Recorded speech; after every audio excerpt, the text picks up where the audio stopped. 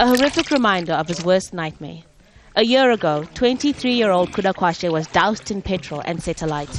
He says by supporters of President Robert Mugabe's ZANU-PF. Now he's scarred for life for supporting the Movement for Democratic Change, the MDC opposition. In areas that saw the worst of the violence, political rivals tried to coexist. MDC officials say more than 200 opposition supporters were murdered during last year's election period. And the people here at JERERA Growth Point lived through some of the most horrific attacks. In that room over there, 2 men were burnt alive. We take him inside and given a chilling account of what happened to one 26-year-old man. He was shot with a gun. Then he moved himself to where we were sleeping here. I think before the fire was lighted, there was a stream of blood from the place he was shot up to the place we were sleeping there. 29-year-old Edson says he and his friends still fear for their lives. It is still happening. Otherwise, where we will be drinking the beer gardens, you hear somebody saying, that is not enough, we are going to come again. And the next issue is more terrible than the first one.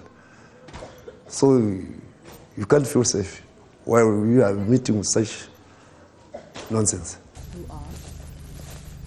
Since the formation of the unity government in February, the level of violence has dropped. But farm invasions continue. We're actually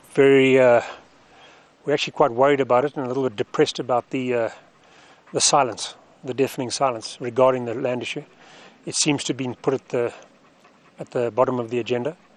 And the reality is that things are carrying on, business as usual for the land invaders. They're still as hostile as ever. And we can't see any light at the end of the tunnel. Christine buried her son's charred body in June last year.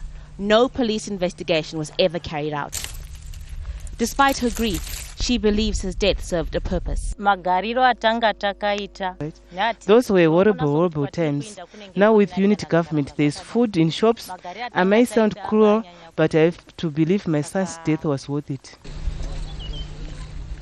But a referendum is expected to take place in less than 18 months, which would lead to fresh elections. Elections neither ZANU-PF nor the MDC want to lose. If violence flares up again, it will likely once again be centered here in the countryside. Haru Mutasa, Al Jazeera, JERERA, Zimbabwe.